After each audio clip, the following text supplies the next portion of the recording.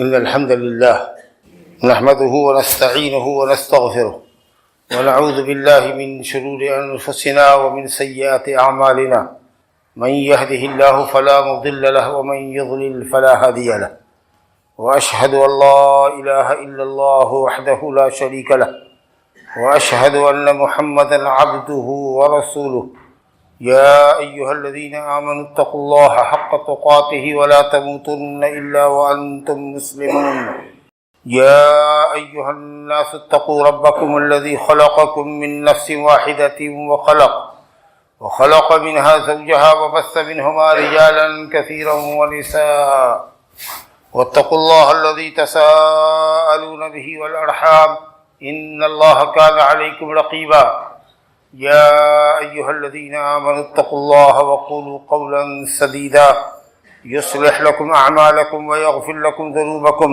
ومن يطع الله ورسوله فقد فاز فوزا عظيما أما بعد فإن خير الحديث كتاب الله وخير الهدي هدي محمد صلى الله عليه وسلم وشر الأمور محدثاتها وكل محدثة بدعة وكل بدعة ضلالة وكل ضلالة في النار أعوذ بالله من الشيطان الرجيم فليحذر الذين يخالفون عن أمره أن تصيبهم فتنة أو يصيبهم عذاب أليم وقال الله سبحانه وتعالى إن الذين فرقوا دينهم وكانوا شيعا لست منهم في شيء میرے بزرگوں، دوستوں، عزیز بھائیوں، اللہ سبحانہ و تعالیٰ کا بے حد شکر اور احسان ہے کہ اس نے ہمارے لیے اپنا دین مکمل فرمایا اور ہمیں اپنی نازل کردہ شریعت کی پیروی کرنے کا حکم فرمایا۔ درود اور سلام ہو اللہ سبحانہ و تعالیٰ کے سب سے برگزیدہ، آخری اور افضل نبی و رسول محمد صلی اللہ علیہ وسلم پر، جنہوں نے اللہ سبحانہ و تعالیٰ کا دین پوری امانت و دیانتداری کے ساتھ امت کو حوالے کیا اور امت کو ہدایت کی روشن شاہراہ پر چھوڑا۔ میرے بھائیوں، اللہ سبحانہ و تعالیٰ کی کتاب قرآن مجید اور اس کی تشریح اور تفصیل حدیث رسول صلی اللہ علیہ وسلم ہمارے لیے کافی اور وافی ہے، اور انہی دونوں کے اندر ہمارے لیے ہدایت اور نور ہے، اور انہی دونوں پر عمل پیرا ہونے میں ہماری دنیاوی سعادت و کامرانی اور اخروی فلاح و نجات۔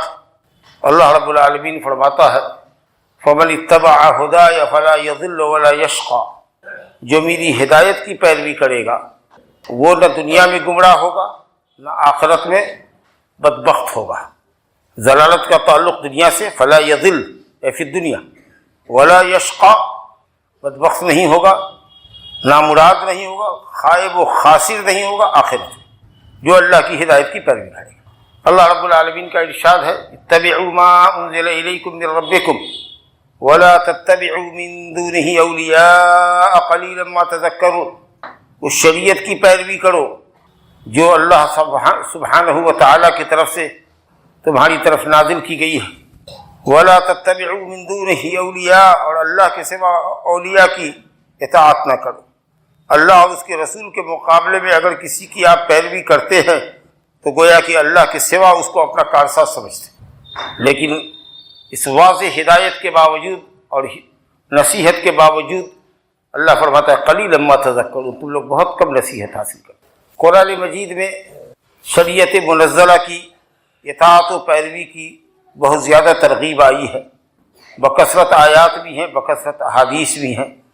انہی آیتوں میں سے ایک آیت جو عام طریقے سے ہم لوگ پڑھتے ہیں یا ایھا الذین آمنوا اتقوا اللہ وقولوا قولا سدیدا یصلح لکم اعمالکم ویغفر لکم ذنوبکم ومن یطع اللہ ورسولہ فقد فاز فوزا عظیما، جس نے اللہ اور اس کی رسول کی اطاعت کی، بلا چون و چرا اللہ اور اس کے رسول کی بات مانی، تو وہ بہت بڑی کامیابی سے دوچار ہوا، اس سے بڑی کوئی کامیابی نہیں ہو سکتی۔ اور فرمایا وَمَن يَعْصِ اللَّهَ وَرَسُولَهُ فَإِنَّ لَهُ نَارَ جَهَنَّمَ خَالِدِينَ فِيهَا أَبَدًا، جو اللہ اور اس کے رسول کی نافرمانی کرے گا وہ جہنم میں داخل ہوگا۔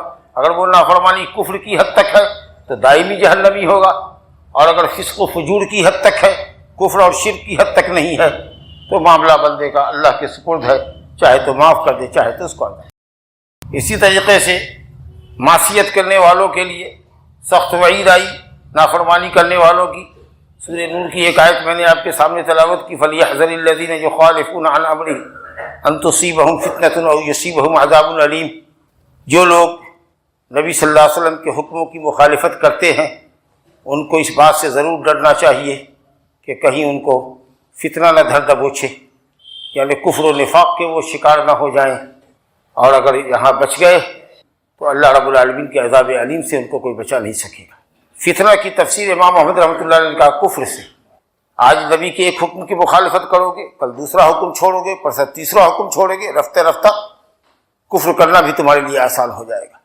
لیکن جب نبی صلی اللہ علیہ وسلم کی ایک حدیث کی اہمیت کو سمجھو گے کہ نبی کا فرمان ہے، یہ در حقیقت اللہ کا فرمان ہے، تب دین کی اہمیت اور حقیقت کا تمہیں علم ہوگا۔ تو اس لیے نبی صلی اللہ علیہ وسلم کے کسی حکم کی مخالفت ہمارے شرک میں جانے کا ذریعہ ہے۔ اس لیے امام احمد رحمۃ اللہ علیہ، امام اہل سنہ، فرماتے ہیں کہ فتنہ سے مراد شرک ہے۔ ہو سکتا ہے آج ایک حدیث کو چھوڑے گا، کل دوسری حدیث کو چھوڑے گا، اس کے دل میں کجی پیدا ہو جائے گی، کجروی پیدا ہوگی، پھر اس کے لیے شرک کرنا بھی آسان ہو جائے گا۔ اور عذاب العلیم، یہ دردناک عذاب ہے۔ اگر حاکم وقت ہو اور وہ دیکھے کہ کوئی آدمی شریعت مطہرہ کی خلاف ورزی کرتا ہے، بدعت کا مرتکب ہے، تو ولی امر پر ضروری ہے کہ وہ اس کی تنبیہ کرے، اس کو سزا دے، اس کو جیل رسید کر دے، جب تک کہ وہ اپنی بدعت سے باز نہ آ جائے، اپنے گناہ سے باز نہ آ جائے۔ اور اگر ایسا نہیں کر سکا، جیسے کہ ہم لوگ آزاد ہیں یہاں جمہوری ملک میں، تب تو پھر اللہ کے عذاب کا انتظار کرنا چاہیے ایسے مخالفین کو، کہ کہیں دنیا میں عذاب سے دوچار نہ ہو جائیں، اور اگر بچ گئے تو پھر اللہ رب العالمین کے عذاب کا پیش خیمہ ہے ان کے سامنے۔ بہرحال یہ سب آیات ہیں۔ نبی کریم صلی اللہ علیہ وسلم نے بڑی جامع نصیحت فرمائی اپنی امت کو، کہا لوگوں تم میں کا جو کوئی میرے بعد زندہ رہے گا، ارباز بن ساریہ رضی اللہ عنہ کی حدیث ہے، مسند احمد میں، ابو داؤد میں، سنا ہوگا۔ نبی صلی اللہ علیہ وسلم نے بڑا بلیغ خطبہ دیا لوگوں کو، اس میں آپ نے فرمایا فَإِنَّهُ مَن يَعِشْ مِنكُم بَعْدِي فَسَيَرَى اخْتِلَافًا كَثِيرًا فَعَلَيْكُمْ بِسُنَّتِي وَسُنَّةِ الْخُلَفَاءِ الرَّاشِدِينَ الْمَهْدِيِّينَ مِن بَعْدِي تَمَسَّكُوا بِهَا وَعَضُّوا عَلَيْهَا بِالنَّوَاجِذِ وَإِيَّاكُمْ وَمُحْدَثَاتِ الْأُمُورِ فَإِنَّ كُلَّ مُحْدَثَةٍ بِدْعَةٌ وَكُلَّ بِدْعَةٍ ضَلَالَةٌ۔ فرمایا لوگوں تم میں کا جو کوئی میرے بعد زندہ رہے گا، یہ دیکھیے عالم نبوت، نبوت اللہ علیہ وسلم کی نبوت کی نشانیوں میں سے ایک بات ہے کہ جو بات آپ نے اللہ کے بتانے پر بتائی، آگے کے مستقبل کی جو خبر آپ نے دی اللہ کے بتانے پر، کیونکہ غیب کی بات کو، مستقبل کی بات کو کوئی نہیں جانتا مگر اللہ تعالیٰ اپنے جس نبی کو جس بات سے مطلع کر دے۔ عالم الغیب فلا یظہر علی غیبہ احدا الا من ارتضی من رسول فإنہ یسلک من بین یدیہ ولا من خلفہ رصدا۔ اللہ ہی عالم الغیب ہے، وہ غیب کی جس بات کو چاہے، اپنے جس رسول کو چاہے آگاہ کر دے۔ تو آپ صلی اللہ علیہ وسلم نے امت کی بھلائی کے لیے اور امت کو مستقبل کے خطرات سے آگاہ کرنے کے لیے اللہ تبارک و تعالیٰ کے عطا کردہ علم کی روشنی میں ہم کو مستقبل کے خطرات سے آگاہ کیا۔ چنانچہ انہی عظیم خطرات میں سے یہ ہے کہ کہا کہ جو کوئی میرے بعد زندہ رہے گا وہ امت میں بڑے اختلافات دیکھے گا۔ اختلاف امت کے زمانے میں نجات اور بچاؤ کس چیز میں ہے؟ فعلیکم بسنتی، نبی صلی اللہ علیہ وسلم کی سنت کو لازم پکڑ لیں، اور جہاں نبی صلی اللہ علیہ وسلم کی سنت نہ ہو وہاں خلفائے راشدین، ہدایت یافتہ خلفاء کی، ابو بکر، عمر، عثمان و علی رضی اللہ عنہم اجمعین کی سنت۔ اور جو چیز دین میں، عقیدے میں اور عبادت میں، عقیدے میں اور عبادت میں جو چیز نبی صلی اللہ علیہ وسلم سے ثابت نہ ہو، خلفائے راشدین سے ثابت نہ ہو، اس کو بدعت جانو، دین میں لوگوں کا اضافہ سمجھو، اور بدعت گمراہی ہے، ہر بدعت گمراہی ہے۔ بزرگوں، دوستوں، معاشرے میں جو بدعتیں رائج ہیں ان کی دو نوعیت ہیں۔ بعض بدعتیں تو وہ ہیں جو عبادت کے طور پر ثواب کے لیے کی جاتی ہے، جن کی اصل شریعت میں ہے ہی نہیں، دور نزدیک سے کوئی دلیل اس کی تائید میں ہے ہی نہیں۔ مثال کے طور پر نبی کریم صلی اللہ علیہ وسلم کی ولادت کا جشن منانا، اس کی کوئی دلیل، کوئی ثبوت کہیں دور دور تک آپ کو نہیں ملے گی۔ یہ بالکل ایک نئی عبادت ہے جس کو لوگوں نے گھڑ لیا۔ اسی طریقے سے لیلۃ المعراج منانا، کس سال میں، کس مہینے میں معراج نصیب ہوئی نبی صلی اللہ علیہ وسلم کو، جو بہت بڑا اعزاز تھا اللہ کی طرف سے آپ کے لیے، نبوت کی بہت بڑی دلیل تھی اور اللہ کی قدرت کی بہت بڑی دلیل تھی، لیکن اس میں علماء کا بڑا شدید اختلاف ہے۔ یاران طریقت نے 27ویں رجب کو اس کو مان لیا، مشہور قول ہے، حالانکہ یہ اتھینٹک قول نہیں ہے۔ لیکن اگر مان بھی لیا جائے کہ چلو 27 کی رات رجب ہوئی، 27 کی رجب کی رات میں ہی نبی صلی اللہ علیہ وسلم کو اسراء اور معراج نصیب ہوا، تو نبی صلی اللہ علیہ وسلم نے مکی زندگی میں 2 سال یا 1 سال یا 3 سال علی حسب الاختلاف، اور مدینے کے اندر 10 سال آپ نے رجب کا مہینہ پایا، وہ تاریخ پائی، لیکن آپ نے کبھی اس دن میں جشن نہیں منایا۔ اگر یہ عزت اس رات کی وجہ سے ہے کہ اس رات میں اللہ نے آپ کو عزت دی، تو نبی صلی اللہ علیہ وسلم کو زیادہ اس رات کی قدر پہچاننی چاہیے تھی، اس رات میں خاص عبادت کرنی چاہیے تھی، کیونکہ اس رات میں تو اللہ نے اپنے نبی کو عزت دی، تو اس رات کی قدر کرنے کا سب سے زیادہ حق کس کو تھا؟ نبی صلی اللہ علیہ وسلم۔ لیکن آپ نے تو اپنی مکی اور مدنی زندگی میں کبھی بھی اس رات میں کوئی اسپیشل عبادت نہیں کی، اور اگر آپ اس کی عزت اپنے نبی کی وجہ سے کرتے ہیں کہ اللہ نے ہمارے نبی کو عزت دی، تو ہم کو اس میں چراغاں کرنا چاہیے، خوشی منانا چاہیے۔ تو آپ سے زیادہ حضرت ابوبکر، عمر، عثمان و علی کو زیادہ نبی سب سے محبت تھی، ان کو چراغاں کرنا چاہیے تھا، ان کو محبت منانی چاہیے تھی۔ تو ہم تو کسی خانے میں نہیں ہیں 1300-1400 سال کے بعد، ہم سے پہلے کی امت کا نے کہاں یہ منایا؟ تو اگر رات کی عزت تھی تو نبی صلی اللہ علیہ وسلم کو منانا چاہیے تھا، اور نبی صلی اللہ علیہ وسلم کی عزت اگر ہمارے پیش نظر ہے تو ہم سے جو پیشرو ہیں، ہمارے جو اسلاف ہیں، صحابہ کرام رضوان اللہ علیہم اجمعین، پھر ان کے بعد تابعین، تبع تابعین، ان کو اس رات کے اندر نبی صلی اللہ علیہ وسلم کی منقبت بیان کرنی چاہیے تھی۔ تو اب یہ چیز ایسی ہے کہ جس کا اسلام میں کہیں دور تک پتہ نہیں ہے، اور آپ جلسہ بنا رہے ہیں، خوشیاں منا رہے ہیں، چراغاں کر رہے ہیں۔ ہجرت جس دن ہوئی نبی صلی اللہ علیہ وسلم کی ہجرت کا جشن منا رہے ہیں۔ قرآن مجید جس دن نازل ہوا نبی صلی اللہ علیہ وسلم پر، وہ غار حرا کی یاد میں، آپ اس دن کو منا رہے ہیں۔ تو یہ سب وہ عبادتیں ہیں یا ایسی عبادتیں گھڑ لی گئیں کہ شریعت میں اس کی کوئی اصل نہیں، کوئی بنیاد ہی نہیں، بیس لیس ہے۔ لیکن اکثر جو بدعات ہے لوگوں کے اندر رائج، وہ بدعات ایسی ہیں کہ جن کی اصل تو شریعت میں ہے، لیکن لوگوں نے اس کو اپنے اپنے ڈھنگ سے کر کے بدعت کر دیا ہے۔ روزہ رکھنا، عام طریقے سے اگر آپ سے کہا جائے نفل روزہ رکھنا تو آپ کہیے گا عبادت ہے، فضیلت ہے۔ نمازوں کے پڑھنے کا اہتمام ثواب ہے۔ قبرستان کی زیارت کرنا ثواب کا کام ہے، شریعت نے ترغیب دی ہے۔ یہ سب چیزیں تو ہیں، اصلاً عبادت ثابت ہیں، لیکن اگر ہم ان کو کسی وقت کے ساتھ، کسی دن کے ساتھ، کسی تاریخ کے ساتھ، کسی جگہ کے ساتھ، اور خاص کسی کیفیت کے ساتھ خاص کر دیں تو اچھا کام بھی آپ کا بدعت ہو جائے گا۔ اب تہجد پڑھنا بہت اچھی عبادت ہے، اور ہفتے کی راتوں میں سب سے اچھی رات ہوتی ہے جمعہ کی، اور ہفتے کے دنوں کا سردار جمعہ کا دن۔ لیکن کوئی یہ کہے کہ نہیں میں 6 دن تو تہجد نہیں پڑھوں گا، صرف جمعہ کی رات میں قیام اللیل کروں گا، اور جمعہ کے دن روزہ رکھوں گا کیونکہ یہ سید الایام ہے۔ تو نبی کریم صلی اللہ علیہ وسلم نے فرمایا خبردار خبردار، مسلم بخاری کی روایت ہے، لا تخصوا لیلۃ الجمعۃ بقیام من بین سائر الیالی، تمام راتوں کو چھوڑ کر صرف جمعہ کی شب میں عبادت کرنا، اور تمام دنوں کو چھوڑ کر صرف جمعہ میں روزہ رکھنا ناجائز ہے، میں تمہیں منع کرتا ہوں۔ حالانکہ آپ روزہ رکھ رہے ہیں، عبادت کر رہے ہیں، لیکن تعین آپ نے صرف ایک رات کی ہے، جس تعین سے نبی صلی اللہ علیہ وسلم کی ممانعت ہے، آپ سے ثابت نہیں۔ تو اس کو کہتے ہیں بدعت اضافیہ، ہے تو حقیقت میں وہ عمل صحیح، لیکن آپ نے اس کو اس طرح کا اضافہ کر دیا، ایسی نسبت کر دی، ایسے وقت کی طرف اس کی نسبت کر دی، ایسے وقت کے ساتھ خاص کر دیا کہ وہ چیز ہو گئی بدعت۔ ذکر و اذکار، سبحان اللہ، الحمدللہ، لا الہ الا اللہ، اللہ اکبر، کتنے اچھے اذکار ہیں، لیکن ہم لوگ کو گول بنا کر کے بیٹھ جائیں، اور ہم آپ کے ہاتھ میں 100 200 کنکری ڈال دیں، یا کوئی کہے کہ سبحان اللہ، سارے جو اس دائرے کے اندر لوگ ہیں وہ سب کہے سبحان اللہ ایک آواز سے، ایک کنکری کو ہٹا دیں، پھر سبحان اللہ، پھر کنکری کو 100 مرتبہ ایسے کرو بھائی، الحمدللہ 100 مرتبہ، الحمدللہ 100 مرتبہ، کیا کہیں، کتنا عظیم ذکر ہے، کتنا عظیم ذکر ہے۔ لیکن آپ کی یہ کیفیت جو ہے اجتماعی ذکر کی، اس نے اس کو بدعت کر دیا۔ میں نہیں کہتا، حضرت عبداللہ بن مسعود رضی اللہ عنہ کو معلوم ہے کہ کوفہ کی مسجد میں کچھ لوگ اس طرح ہے بیٹھتے ہیں جو مغرب سے لے کر عشاء تک دائرہ بنا کر کے بیٹھتے ہیں، اور ایک شخص لوگوں سے کہتا ہے سبحان اللہ، الحمدللہ، اللہ اکبر، لا الہ الا اللہ، ایسے کلمے اللہ جو ایک ایک کلمہ آسمان و زمین کا وزن لیے ہوئے ہیں، لیکن جو کیفیت وہ کر رہا تھا، جس کیفیت سے وہ ذکر کروا رہا تھا، حضرت عبداللہ بن مسعود کو جب معلوم ہوا اور آپ آئے تو لوگوں کے پاس کھڑے ہو کے کسی کی نظر پڑی، کہا یہ کیا کر رہے ہو؟ تو کہا ابو عبد الرحمن، ہم اللہ کی ذکر اور تسبیح ان کنکریوں پر کر رہے ہیں۔ کہا کہ ذکر و تسبیح نہ کرو، اپنے گناہوں کو گن سکتے ہو تو گنو، نیکی ضائع نہیں ہوگی، لیکن اگر نیکی کا کام کر رہے ہو تو نیکی ضائع ہو جائے گی، کیونکہ بدعت ہے۔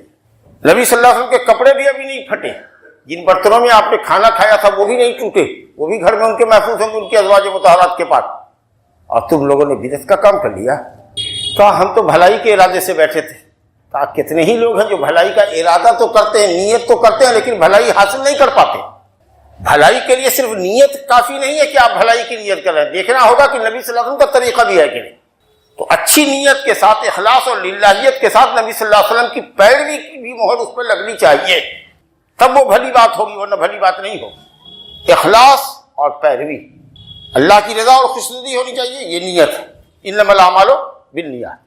اور اسی طریقے سے ظاہری کسوٹی ہے کہ نبی صلی اللہ علیہ وسلم کی سنت کے مطابق ہونی چاہیے، کیونکہ نبی صلی اللہ علیہ وسلم فرمایا من عمل عملا لیس علیہ امرنا فہو رد، جس کسی نے کوئی عمل کیا جس پر میرا حکم نہیں ہے، میری دلیل نہیں ہے، تو وہ عمل مردود ہے۔ تو ایمان اور اخلاص یہ باطنی کسوٹی ہے عمل کی، اور ظاہری کسوٹی اتباع رسول ہے۔ انہی بدعتوں میں سے جو بدعتیں رائج کر دی گئی، وقت کے ساتھ خاص کر دیا گیا کسی بدعت کو، کسی عمل کو جو عمل جائز تھا، مشروع تھا، وقت کے ساتھ خاص کر کے لوگوں نے اس کو بدعت بنا دیا۔ انہی بدعت اضافیہ میں سے یہ 15ویں شعبان کی بھی بدعت ہے، جو القریب آپ پر کے سامنے وہ تاریخ آ رہی ہے۔ پہلے ہی سے سوشل میڈیا میں 25 تاریخ کا خوب اعلان اہل بدعت کر رہے ہیں۔ جانتے ہو 25 کی رات کیا ہے؟ جانتے ہو 25 کی رات کیا ہے؟ خوب پبلسٹی چل رہی ہے۔ کیا ہے بھائی 25 کی رات؟ 15ویں شعبان ہے، اس میں کیا کرنا چاہیے بھائی؟ ذکر و اذکار کے لیے بیٹھنا ہے، نماز کے لیے بیٹھنا ہے، تلاوت کے لیے بیٹھنا ہے۔ نماز تو بہت اچھی چیز ہے، ذکر و اذکار سے کس نے منع کیا؟ لیکن کیا نبی صلی اللہ علیہ وسلم نے 15ویں شعبان کو اسپیشلی عبادت کی ہے؟ یا نبی صلی اللہ علیہ وسلم کی عادت مبارکہ تھی ہر رات تہجد پڑھنے کی، تو آپ نے اس رات بھی تہجد پڑھا؟ یہ دیکھنا ہوگا۔ تو اسپیشلی 15ویں شعبان کے لیے اگر آپ کی تہجد خاص ہے تو وہ ویسے ہی بدعت ہوگی جیسے کوئی اسپیشلی جمعہ کی شب میں تہجد قائم کرے۔ اور اسی طریقے سے اگر آپ اسپیشلی 15ویں شعبان کی شب میں آپ قبرستان کی زیارت کرتے ہیں، جو اگر ثابت نہ ہو نبی صلی اللہ علیہ وسلم سے، تو یہ زیارت قبر بھی جو مسنون شے ہے اصلاً، وہ آپ کی بدعت ہو جائے گی۔ زیارت قبر کا عام حکم ہے، لیکن کسی خاص دن کے ساتھ اگر آپ اس کو مخصوص کر دیتے ہیں کہ ہم 15ویں شعبان کو جائیں گے، ہم عید کے دن جائیں گے، ہم جمعہ کے دن جائیں گے، تو اس تخصیص پر آپ کو دلیل پیش کرنی پڑے گی۔ اور اگر دلیل آپ نہیں پیش کرتے تو اس کے بدعت ہونے کے لیے بس یہی کافی ہے کہ یہ تخصیص آپ کی طرف سے ہے، نبی صلی اللہ علیہ وسلم کی طرف سے نہیں۔ کسی عمل کو آپ کہیں کہ ہم یہ اس کو جا کر کے سٹی میں ہی کریں گے، حالانکہ وہ عمل آپ اپنے محلے میں بھی کر سکتے ہیں۔ سٹی کی کیا خصوصیت ہے کہ آپ پٹنہ سٹی میں جا کے کریں گے؟ ہے کوئی خصوصیت؟ نہیں ہے تو نہیں کر سکتے آپ اس کو۔ تو کسی جگہ کے ساتھ، کسی وقت کے ساتھ، کسی خاص صفت کے ساتھ اگر آپ کسی مشروع اور جائز عبادت کو مخصوص کر دیتے ہیں تو آپ اس کو سنت کے دائرے سے نکال کر بدعت کے مرتکب ہوتے ہیں، اور بجائے ثواب کے آپ گنہگار ہوتے ہیں۔ اب یہ 15ویں شعبان کی رات میں قیام کرنے کے تعلق سے جو روایت پیش کی جاتی ہے، بہت مشہور طریقے سے لوگ پیش کرتے ہیں۔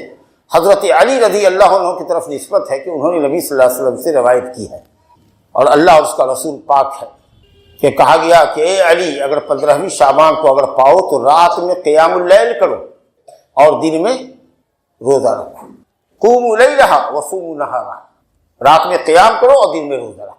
جانتے ہو وہ رات کیسی ہے؟ 15ویں شعبان کو سمائے دنیا پر اللہ تعالیٰ سر شام اتر جاتا ہے اور پکارتا ہے کہ ہے کوئی مجھ سے روزی مانگنے والا، ہے کوئی گناہوں کی بخشش مانگنے والا، ہے کوئی مبتلا مصیبت جو مجھ سے فریاد کرے۔ واللہ ثم واللہ، یہ حدیث باطل ہے، یہ حدیث باطل ہے۔ ابن ماجہ کی حدیث ہے، سنن ابن ماجہ میں یہ حدیث منقول ہے، اور اس کے اندر ایک شخص ابو بکر بن عبداللہ بن محمد بن ابی صبرہ العامری القرشی، یہ راوی انتہائی کمزور ہے، بلکہ امام احمد اور یحییٰ بن معین دو امام بخاری کے اجلہ استادوں نے اس شخص کو حدیث گھڑنے والا بتایا ہے کہ حدیث گھڑا کرتا تھا، حدیث وضع کرتا تھا، بناوٹی حدیث ہے، بناوٹی حدیث کہ رات میں علی قیام کرو اور دن میں روزہ رکھو۔ اب بتاؤ بھلا وہ حدیث جو ضعیف جداً ہو، کم سے کم ضعیف جداً چیز جائے کہ وہ حدیث موضوع ہے، گھڑی ہوئی ہے، باطل ہے، اس پر آپ کے ہمارے عمل کی بنیاد پڑنی چاہیے؟ نہیں پڑنی چاہیے، جائز نہیں۔ اگر آپ ہر رات قیام اللیل کرتے ہیں، الحمدللہ 15ویں شعبان میں بھی قیام کیجیے گا۔ اگر آپ کا وظیفہ ہے کہ آپ سونے سے پہلے ایک پارہ قرآن مجید پڑھ کر کے سوتے ہیں تو آپ 15ویں شعبان کو بھی پڑھیے گا۔ اگر آپ کا روز کا وظیفہ ہے تو آپ کیجیے۔ اگر آپ کا معمول ہے ہر مہینے میں کہ 13، 14، 15 کا روزہ ایام 20 کا آپ رکھتے ہیں، الحمدللہ 13، 14، 15 کا بھی روزہ رکھیے گا۔ لیکن اگر یہ سب معمول نہیں ہے آپ کا تو اسپیشلی اس رات میں قیام کرنا اور دن کا ایک روزہ رکھنا یہ باطل درجے کی حدیث سے ثابت ہے، اور اس پر عمل کرنا بالکل حرام، ناجائز۔ کچھ لوگ پوچھتے ہیں کہ اچھا اگر ہم 13، 14، 15 کا روزہ رکھیں شعبان میں تو کیسا رہے گا؟ ہم ایک روزہ نہیں، ہم 3 روزہ رکھنا چاہتے ہیں۔ تو کیوں روزہ رکھنا آپ چاہتے ہیں؟ کہا ایام 20 کا روزہ ہے۔ ہم نے کہا ایام 20 کا روزہ نبی صلی اللہ علیہ وسلم نے تو وصیت کی ہے کہ ایام 20 کا روزہ رکھو، ایک مہینے کے روزے کا ثواب ملتا ہے، لیکن کیا شعبان کے لیے تخصیص فرمائی ہے آپ نے؟ یا ہر مہینے کی 13، 14، 15 تاریخ مراد کا ہر مہینے کی؟ تو ہم نے کہا تو آپ سال کے 10 مہینے میں تو نہیں روزہ رکھتے، رمضان میں تو ایسے ہی فرض روزہ رکھتے ہیں، تو 13، 14، 15 نفلی کہاں ہوگا؟ تو سال کے 10 مہینے میں تو آپ نے روزہ نہیں رکھا ایام 20 کے، صرف شعبان میں آپ نے کیوں رکھا؟ تو اگرچہ 3 دن رکھا لیکن آپ نے صرف اس مہینے میں رکھا، یہ عمل سنت کے خلاف ہوگا۔ حقیقت یہ ہے کہ جو لوگ یہ پیترا بازی کرتے ہیں، ہمارے بعض اہل حدیث پوچھتے ہیں ایسے، ہم ان کو کہتے ہیں کہ نشانہ اور ہدف آپ کا 15 ہے، کیونکہ وہی جعلی روایت آپ کے پیش نظر ہے کہ 15 کو روزہ رکھنے سے بڑا ثواب ملتا، لیکن اس کے لیے آپ ذرا دور سے باؤنڈری باندھ رہے ہیں کہ 13، 14 اس کے بعد 15۔ اگر یہ روزہ بہت فضیلت ہے اور پورے مہینے کے ثواب کا باعث ہے تو اللہ کے بندو ہر مہینے رکھو نا، 3 روزہ تو کوئی مشکل نہیں۔ اگر سوموار اور جمعرات تمہارے روزے کی عادت کا دن ہے اور 15ویں شعبان تمہارا سوموار یا جمعرات ہے، الحمدللہ تم رکھو۔ 15 شعبان کی حیثیت سے نہیں بلکہ سوموار کی حیثیت سے، جمعرات کی حیثیت سے، ایام 20 کے دن کی حیثیت سے الحمدللہ کوئی ممانعت نہیں۔ لیکن اگر آپ کے نزدیک وہ حضرت علی کی باطل روایت ہے جس کو ابن ابی سمرہ نے جھوٹے راوی نے بیان کیا ہے تو آپ کے لیے روزہ رکھنا حرام ہونا جائز۔ اس لیے شعبان میں کتنا روزہ رکھے؟ شعبان میں کثرت سے نبی صلی اللہ علیہ وسلم نے روزہ رکھا، کثرت سے، بلکہ بعض امہات المومنین کہتی ہے کہ لگتا تھا کہ پورے مہینے ہی کا روزہ رکھے، حالانکہ پورے مہینے سے مراد کثرت سے، بکثرت، پورے مہینے کا روزہ کبھی بھی نہیں رکھا رمضان کے علاوہ، پورے مہینے سے مراد کثرت۔ تو کثرت کس کو کہتے ہیں؟ ہاف سے زیادہ ہونا چاہیے۔ اگر 30 کا مہینہ ہے تو کم سے کم 16، 17 دن ہو تو کثرت کہیں گے۔ 29 کا ہو تو چلو 15، 16 رکھیں، تو 15، 16 روزہ رکھا، 17 روزہ، 20 روزہ رکھنے کی اللہ نے کسی کو توفیق دی ہے، خوشا قسمت، بڑا خوش نصیب ہے وہ۔ نبی صلی اللہ علیہ وسلم کثرت سے روزہ رکھتے تھے۔ حضرت اسامہ بن زید نے پوچھا یا رسول اللہ اس کثرت سے اس مہینے میں کیوں روزہ رکھتے؟ اتنا تو کبھی آپ نہیں رکھتے۔ کہا ذات شہر یغفل الناس عنہ، اس مہینے کی عظمت سے لوگ غافل ہیں۔ کیا مطلب؟ لوگ رجب اور رمضان کے اندر مشغول رہتے ہیں، رجب حرمت والا مہینہ ہے اسی لیے اس کا احترام کرتے ہیں، اور مت پوچھیے اہل بدعت نے کیا طوفان مچایا ہوا ہے رجب کے اندر۔ صلاۃ الرغائب پڑھتے ہیں تو 15ویں رجب کی عبادت کرتے ہیں، تو 27ویں رجب کو شب معراج مناتے ہیں، تو 22 رجب کو حضرت جعفر کے نام کا کنڈا بھرتے ہیں، حالانکہ وہ کوئی انڈا کنڈا نہیں ہے، یہ 420 ہی ہے۔ حضرت معاویہ رضی اللہ عنہ 22 رجب کو مرے تھے، شیعوں نے اس کی خوشی میں پوری حلوہ بانٹا تھا، لیکن اہل سنت کا اس زمانے میں بہت زور تھا، تو اس لیے شیعوں نے بات کو چھپانے کے لیے کہہ دیا کہ صاحب ہم تو جعفر صادق کے نام کی نیاز نکالتے ہیں۔ حضرت جعفر صادق ماشاءاللہ تبع تابعین میں سے ہے اور اہل بیت کے مومنین میں سے ہے، وہ بھلا کسی کو کیوں کہے گا کہ میرے نام کی نیاز نکالو؟ تو اے لکڑہاڑے کی بیوی تم مالدار ہو جاؤ گے، بالکل جعلی قصہ ہے جس کو منشی جمیل رام پوری شیعی نے لکھ دیا۔ وہ جنرل جعفر صادق کی پیدائش کا دن ہے، موت کا دن ہے، البتہ مسلمانوں کے ماموں حضرت معاویہ ابن ابی سفیان کی موت کا دن ہے، جس پر شیعوں نے خوشیاں منائی۔ یہ مکاری ہے۔ تو رجب تو بہت اہمیت رہا ہے ان بدعتیوں کے نزدیک، ہمارے اہل سنت کے نزدیک وہ حرمت والا مہینہ ہے۔ ذی قعدہ، ذی الحجہ، محرم، لگاتار 3 مہینے حرمت والے ہیں، ایک مہینہ رجب ہے۔ حرمت والے مہینوں میں اللہ نے کہا فَلَا تَظْلِمُوا فِيهِنَّ أَنفُسَكُمْ، خصوصیت کے ساتھ اس مہینے میں تم گناہوں سے پرہیز کرو، حرمت والے مہینے کا لحاظ رکھو۔ لیکن عمرہ نبی صلی اللہ علیہ وسلم نے کبھی نہیں کیا۔ حضرت ابن عمر کہتے تھے کہ نبی صلی اللہ علیہ وسلم نے ایک عمرہ رجب میں بھی کیا ہے۔ بہت سارے لوگ اس بنیاد پر رجب میں عمرہ بھی جاتے ہیں، بھیڑ لگتی ہے بدعتیوں کی، اما عائشہ اندر سے سن رہی تھی، کہا کہ اللہ ابو عبد الرحمن پر ابن عمر پر رحم کرے، 4 عمرے نبی صلی اللہ علیہ وسلم نے کیے ہیں حج کے عمرے کو ملا کر، اور حدیبیہ کا وہ عمرہ جو نامکمل رہا جس میں واپس آئے ان کو بھی شامل کر لو، تو 4 عمرے، اب وہ 4 عمرے میں یہ موجود تھے ابن عمر رضی اللہ عنہ۔ اب کبھی آپ نے کوئی رجب میں عمرہ نہیں کیا، کلہن فی ذی القعدہ، سب ذی القعدہ میں کیا، بھول رہے ہیں یہ۔ آپ کے پاس وقت ہے، آپ چلے جائیے رجب میں عمرہ کرائیے، پیسہ ہے، وقت ہے، لیکن اگر آپ یہ سمجھ کے جا رہے ہیں کہ رجب میں عمرہ افضل، تو بالکل غلط ہے۔ یہ سمجھ کے جائیے گا رمضان میں، کیونکہ نبی صلی اللہ علیہ وسلم نے فرمایا کہ رمضان کا عمرہ، عمرۃ فی رمضان تعدل حجۃ، حج کے برابر ثواب دلاتا ہے۔ یہ فضیلت آپ کو صرف رمضان میں ملے گی اور کہیں نہیں ملے گی۔ اسی طریقہ سے لوگ جاہلیت کی رسموں پر عمل کرتے ہوئے جانور ذبح کرتے ہیں رجب میں۔ نبی صلی اللہ علیہ وسلم نے فرمایا، بخاری کی حدیث ہے، لا فرع ولا عتیرہ، اہل جاہلیت پہلا بچہ جب ان کی اونٹنی سے وہ پیدا ہوتا تو اس کو بتوں کے نام پر ذبح کر دیتے اور رجب کے اندر ذبیحہ کرتے۔ یہ تو جاہلیت کا عمل ہے، کچھ نہیں کرنا ہے، ایون روزہ بھی نہیں رکھنا ہے رجب کے نام پر، الا کہ آپ کی عادت کا روزہ ہو تو رکھ لیجئے۔ سیدنا عمر فاروق رضی اللہ عنہ کے سامنے کوئی آتا تھا، کیا بھائی کھاؤ، تو رجب کا روزہ رکھے ہوئے ہیں، ہاتھ پر مارتے تھے، کہے کا رجب کا روزہ، کہاں سے آ گیا رجب کا روزہ، کھاؤ، رجب میں کون سا روزہ ہے؟ اللہ اکبر۔ تو یہاں لوگ ادھر مشغول ہیں، رمضان میں تو ماشاءاللہ وہ صوم کا مہینہ ہے، ماہ سیام ہے، ماہ قیام ہے، ماہ قرآن ہے، نزول قرآن ہے، تو کیا کہنا۔ شعبان کا یہ جو مہینہ ہے لوگ اس سے غفلت کے شکار ہیں۔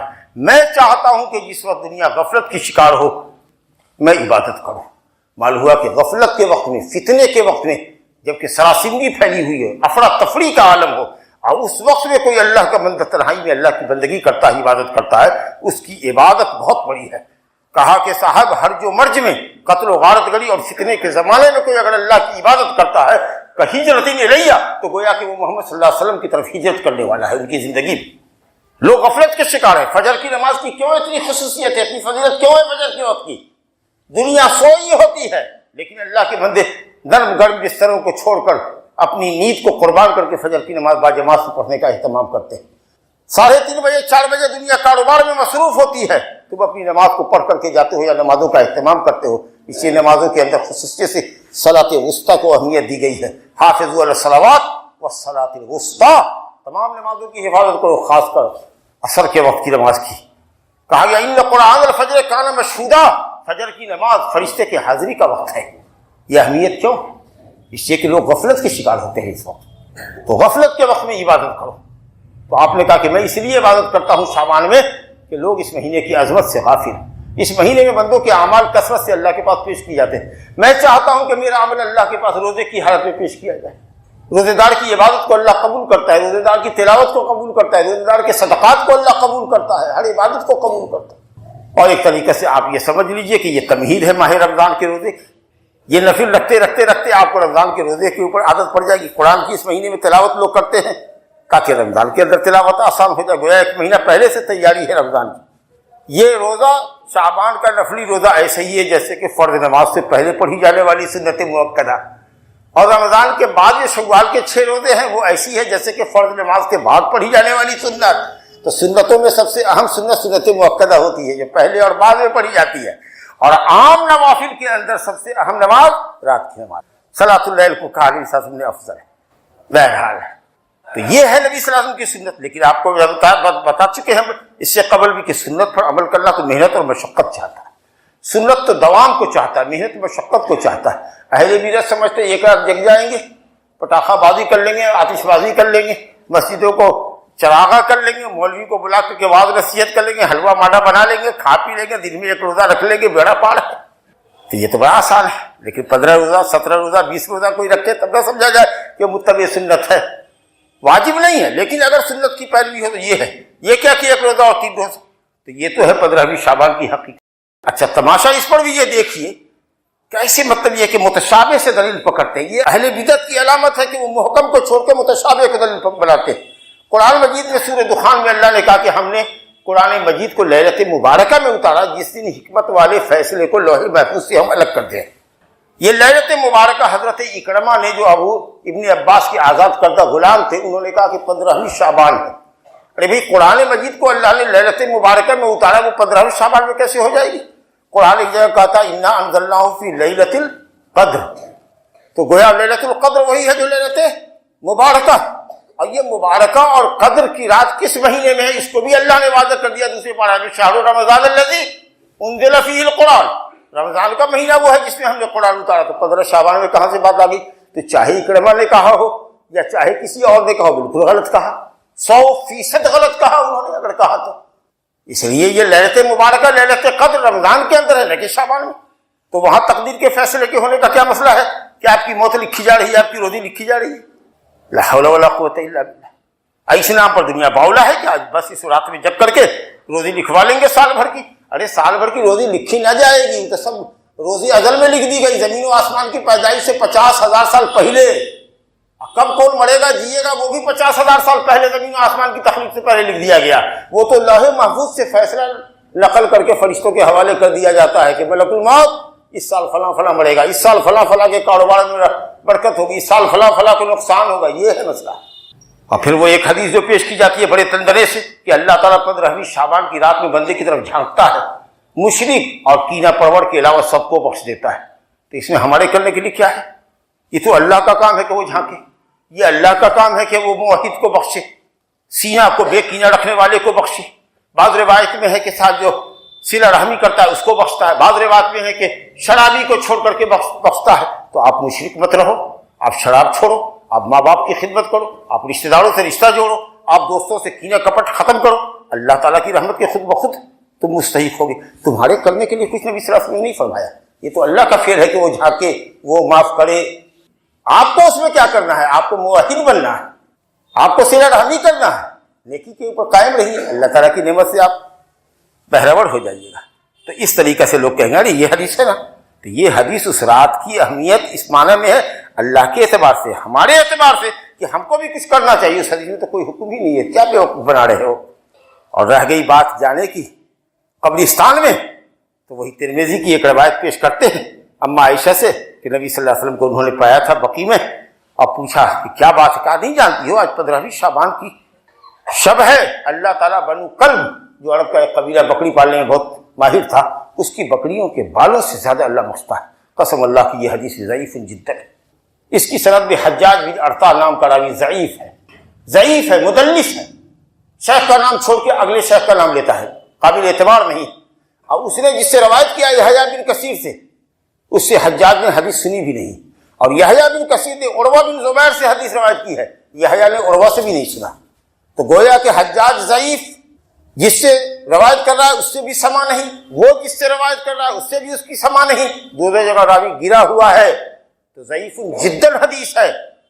اس رات جاتے ہو قبرستان میں چراغ کر کے، آج جاؤ ابھی جاؤ، کل جاؤ صبح میں اپنے باپ کی قبر پر، سال بھر جاؤ، جب موت کی یاد آئے چلے جاؤ، مردوں کی بخشش کے لیے دعا کرو، اپنی موت کو یاد کرو۔ کون منع کرتا ہے زیارت قبر سے؟ نبی صلی اللہ علیہ وسلم نے کہا کہ اکثر ذکر حاضر لذات الموت، لذتوں کو ختم کرنے والی موت کو کثرت سے یاد کرو، قبروں کی زیارت کرو یہ تمہیں موت کی یاد دلاتی ہے، لیکن تم نے ایک رات متعین کر لیا اور تمہارا بیس ہے ضعیف حدیث، اس سے بدعت ہے۔ میرے بزرگوں اور دوستوں، اپنے آپ کو بدعتوں سے بچاؤ۔ الحمدللہ جتنی نوافل نمازی کی شکل میں، روزے کی شکل میں اللہ کے نبی نے ہم کو چھوڑ دی ہے، ہم ان پر عمل نہیں کر پاتے، وہ ہمارے لیے بہت کافی اور وافی ہے، لیکن جب سنت کو چھوڑو گے ایک بدعت پیدا کر دے گا شیطان، اور شیطان کو کبھی یہ پسند نہیں ہے کہ آدمی سنت پر عمل کرے، اس کو تو پسند ہے کہ آدمی بدعت پر عمل کرے۔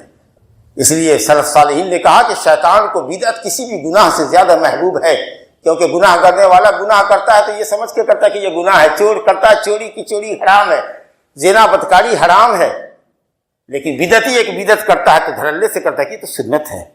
ارے حدیث نہیں معلوم ہے؟ ابو ترمذی میں حدیث ہے نا عائشہ رضی اللہ عنہ کی، بتائیے۔ ارے 15ویں شعبان کی عظمت اور اس کے دن کے روزے کی حدیث ابن ماجہ میں علی سے نہیں منقول ہے، لیکن وہ بیچارہ کیا جانے بدنصیب کہ وہ حدیث باطل حدیث ہے۔ تو دعات فتنہ اور دعات ضلال اور بدعتی مولویوں کی دندناہٹ ہے، سوشل میڈیا پر ایسے چھائے ہوئے ہیں، ایسے گلا پھاڑ پھاڑ کے بیان کر رہے ہیں، ایسی چرب زبانی سے بیان کر رہے ہیں کہ نہ کچھ۔ اس لیے ضروری ہے کہ آپ ہوش کے ناخن لیجیے، علم حاصل کیجیے، علم کی مجلسوں میں شریک رہیے، مطالعہ کیجیے، علماء سے رجوع کیجیے۔ جب آپ کے پاس علم آئے گا انشاءاللہ آپ کا دین محفوظ رہے گا، اب کوئی بھی لٹیرا آپ کے دین کے اندر شبہ پیدا نہیں کرے گا، کسی طرح کی خارجی شہوت آپ کو دین سے برگشتہ نہیں کرے گی۔ میری اللہ سبحانہ وتعالیٰ سے دعا ہے کہ وہ ہم سب کو اللہ تعالیٰ حق اور ہدایت کی راہ دکھائے اور حق و ہدایت کی راہ پر چلائے اور سنت کے اوپر ہم سب کا خاتمہ فرمائے. انہ تعالی سمیع مجیب. صلی اللہ وسلم وبارک علی عبدہ ورسولہ نبینا محمد وآلہ وصحبہ اجمعین. اقول قولی ھذا واستغفر اللہ لی ولکم ولسائر المسلمین من کل ذنب فاستغفروہ انہ ھو الغفور الرحیم.